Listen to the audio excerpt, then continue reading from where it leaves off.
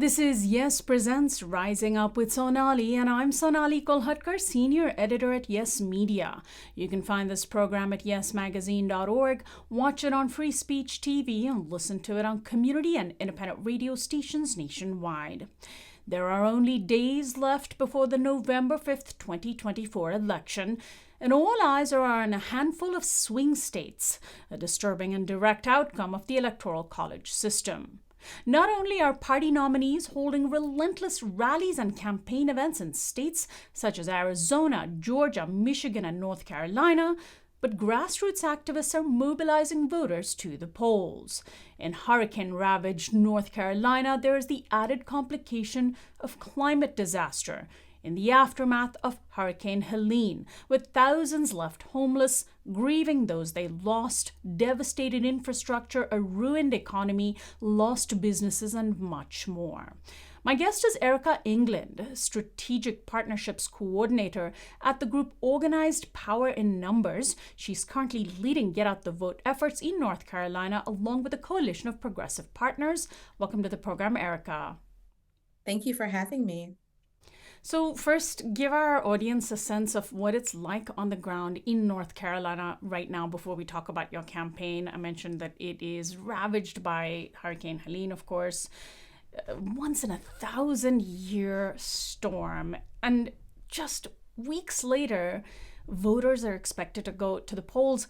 More importantly, because North Carolina is a swing state. It's not just one of 50 states on election day, it's one of only 7 states where so much is dependent. So, what is the sense like on the ground that you're getting, that your volunteers are getting in talking to voters who are just trying to put their lives back together? Yes, so the if I could describe it in one word that people on the ground are feeling, our communities on the ground are feeling, workers on the ground is urgency. I would say that's the one word. People are trying to pivot very quickly to make sure that get out the vote efforts are still in full swing, making sure that people know where their polling locations are. Early voting has already started in North Carolina. It will be ending this weekend. And since then, we've been making sure that people know where to go, how to get there, making sure that everything is organized from the top down. And so, when we look at the ways in which voters are able to get information about their polling places, whether they're able to find out, the fact that early voting ends over the weekend, how well is the state government able to get information out? I mean, even the state government, I imagine, is reeling and struggling for resources. Right. The state government worked very quickly and rapidly with the federal government to make sure that resources were going out to those places that were affected by the hurricane. And also, I think we tend to forget about local community organizations, state level organizations that have been doing work in these communities pre-hurricane and have people in their communities, constituents that they are directly connected to, and they're also doing that rapid response work, making sure that their communities are taken care of. The state has been doing everything that it can to get out information, to get out resources to the folks that have been affected by Hurricane Helene. And the communities on the ground, the organizations, the organizers on the ground are doing that same work. So let's talk about the fact that Hurricane Helene wasn't just some random isolated natural incident that, just happens to, ravage the state and kill hundreds of people. It is a direct product of climate change, which is a political issue, which is one of many, many issues, but perhaps the most existential one that's on the ballot right now. Are people's experiences with this hurricane impacting how they vote, as far as you can tell? It has impacted it. To say that it wasn't going to have impact would have been very short-sighted. It has impacted it. There have been whole communities that have been washed away, whole homes, people's jobs, people's livelihoods have essentially been washed away with this hurricane. But North Carolina is a resilient state. the people of North Carolina are resilient, and we are coming together to rebuild and to make sure that people have what they need. I would also say that the on the ground response has been amazing to see. It's been amazing to see. Our communities have come together quickly, swiftly. The organization that I'm a part of as well and that I work for has also thrown down to help get resources out to people, make sure that people know where to go for voting, make sure that if people need help to get there, polling sites have been moved around, making sure that people understand what's changed, what's the same, depending on where they're located in the state of North Carolina. Tell me about your organization, Organized Power in Numbers. I understand it's formerly the Unemployed Workers Union. Yeah, formerly Unemployed Workers United. United. Yes, Okay. our name is Organized Power in Numbers. We're an economic justice nonprofit. We're focused on poor and working class workers in the Sun Belt region. So Sun Belt would be the South and the Southwest. And we combine tried and true organizing with top of the line data and digital tools to reach millions of people across our region. And we invite them into our movement and level up campaigns that are looking for wins for workers, for working families, and our communities. So not only is, of course, climate change a critical issue this year, so is the economy. So is economic justice, workers' rights, the job market, wages, inflation. I imagine those things are top of mind for the organizers you work with and the voters they're talking to as well. How are economic justice issues manifesting in conversations that organizers are having on the ground in get out the vote efforts? What are people talking about?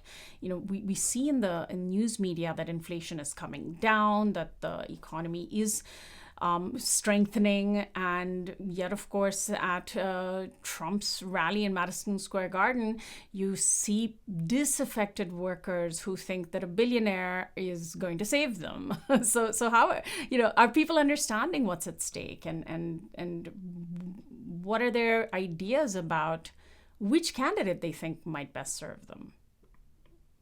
To your point, we have been hammering the fact that nobody is coming to save us but Mm. us. And that's across the board for any political candidate. You vote to get the things that you need, that your community needs, but that work comes from the people. That's people power. And the things that we're talking about with people on the doors are things I think the whole country is talking about. The economy is very much at the top of that list. People are having trouble paying for everyday items, food, clothing, things that you just need to get through a typical day. Even things like just toilet paper, things like that. The price of everything seems like it's going up. So those are the things that people are talking about. They're talking about wages in the state. They're talking about housing costs are soaring in our state. North Carolina is a very rapidly growing state. A lot of businesses are coming to North Carolina to do business.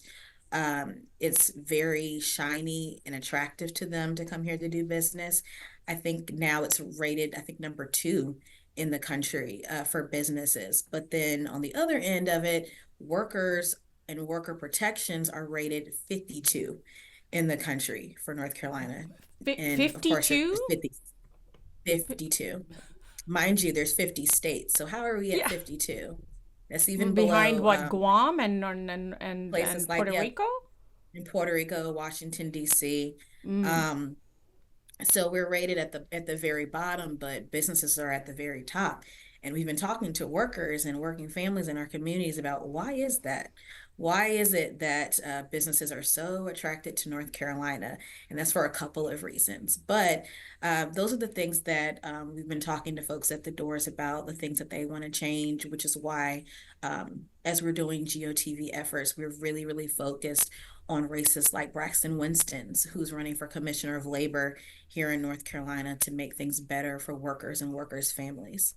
So there are, of course, more than just the presidential candidates on the ballot. So there are the down ballot races, as you just referenced, and of course, and depending on which state you are, there might be ballot initiatives as well. There's local elections, school board elections, city council elections. It is daunting, and again, for a people ravaged by Hurricane Helene, I can only imagine how challenging it is. I also imagine that North Carolinians are being bombarded by campaign ads. Millions and millions of dollars are being spent in swing states like North Carolina. Billionaires like Elon Musk are bombarding states with campaign ads. Kamala Harris's campaign, which has raised more money than any other candidate, is also blasting ads, and the candidates are traveling to these states and holding rallies. Are people weary? Are North Carolinians weary of the election already? I think there's some weariness going on, but I also think that people are excited. There's a big buildup, especially in a swing state like North Carolina. We had a Power to the Polls coalition event this past weekend where different organizations and labor unions came together to get people excited and reinvigorated. And we had over 100 people during our event march to the polls, cast their ballots, and they're fired up and they're ready to go. They want to see better for the state of North Carolina. And here in our state, we have had a long period of workers being ignored in the state of North Carolina. I am a North Carolina native. I was born and raised in the Raleigh area, our state's capital. And I remember growing up and seeing in elevators across the state someone's picture that was the commissioner of labor. And that person was commissioner of labor in North Carolina for 20 years. From 2001 to 2021, she was commissioner of labor. And nothing much was done for worker protections and workers' rights in North Carolina. We are excited about a new day, a new person, Braxton Winston. He is running for commissioner of labor in the state of North Carolina. He's a union member himself, and we're excited for his campaign, and we're excited to see the possibility of better for North Carolina, along with the governor's race, and then, of course, the presidential and vice presidential race as well. Now, North Carolina has certainly not been immune from the wild claims made, particularly by Republican Party officials around voter fraud, which goes hand in hand with maligning, in particular, Latino workers and voters, anybody who might be seen as an immigrant. The amount of anti immigrant racism that is spewing out of the top of the Republican Party ticket has been mind blowing and astounding. And I understand that in North Carolina, local Republican Party chair Jim Womack has basically deployed poll watchers, aggressive Republican poll watchers. Are you seeing this on the ground? Is there fear among voters? What impact does the sort of thing that amounts to voter intimidation have ahead of this very critical election where even a few thousand votes can make a difference? Right, right. And yes, we are seeing that. Folks that we're in coalition and partnership with here in North Carolina, we're seeing that. We are taking note of it and we're stopping it and we're making sure that people have access to their right to vote. We are Organized Power in Numbers. We are partnered here in North Carolina with Siembra North Carolina, which is the largest Latino organization in the state of North Carolina. We've been talking about these issues. We have been galvanizing and gathering our people to vote across different communities in North Carolina. We have been discussing these issues with them, making sure that they know where to go if they have an issue with voting or if they are denied access to a ballot for any reason. But yes, we are seeing these issues and we're correcting them in real time with our partners here like Siembra North Carolina. Right. There was a election protection, quote unquote, group in North Carolina of 1,800 volunteers. I mean, that's a small army that are basically instructing their members to flag people with, quote, Hispanic sounding last names as a way to potentially identify suspicious voter registration. I mean, it's hard enough to get people to the polls, right? There's this conspiracy that thousands of people are voting illegally, but it's hard enough to get voters who are eligible to simply cast a single ballot. And that's Yeah. the part that just gets missed, right? Yeah, and I think part of that too is people that are wanting to deny folks their right to the ballot. I think they're scared because we are galvanizing, we are ready, we are turning out in numbers. In North Carolina alone, over one-third of the state has already voted. There have been over 3 million ballots cast just in this early voting period alone. And we're ready to keep going forward. Every day, people are making their way to the polls, even affected areas like in Western North Carolina, where Hurricane Helene ravaged a lot of the area. People are still turning out in numbers, and they are raring to go. So finally, tell me a little bit more about the coalition that your group organized Power in Numbers is working with. You mentioned one organization, the Latino Workers Organization, but it's a pretty broad coalition. How are efforts going between now and November 5th with this coalition on the ground? Yes, we have a lot of organizations that are doing this work. For example, we have been sharing space and talking to different labor unions in the area that have been pushing this work forward. Mem Unions like LIUNA have sent folks to get out the vote. Carolina Federation was a part of this coalition with us for our Power to the Polls event. The SEIU's president actually spoke, April Jarrett. She spoke at our Power to the Polls event as well, galvanizing people to get them out to vote. I mentioned Siembra, North Carolina as well. I will mention them again. They are leading the charge to make sure that the Latino vote is strong in our state. And even folks like Working Families Party have been here as well doing work to get the vote out. Um, yeah, we are pushing our people forward. All of our communities are coming together. And it's been amazing to see all of this work go forward. It's been amazing to see that even on our own team, our canvassing team is extremely diverse, from gender diversity to age. I think the oldest person on our team is in their early 70s. And then the youngest person on our team, this is their first job. They're 19. And there's so much diversity in our team, and they're all coming together because we have one goal in common. And I should mention North Carolina has 16 electoral college votes that are up for grabs thanks to our uniquely undemocratic electoral college system. Erica, thank you so much for joining us today. Give out a website for Organized Power in Numbers.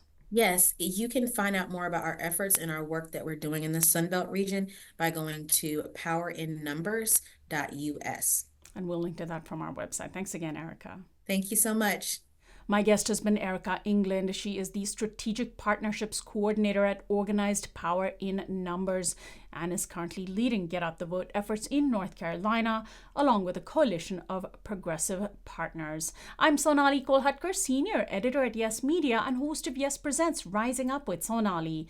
You can find this program at yesmagazine.org, watch it on Free Speech TV, and listen to it on community and independent radio stations nationwide. Our audio podcast can be found at iTunes and Spotify.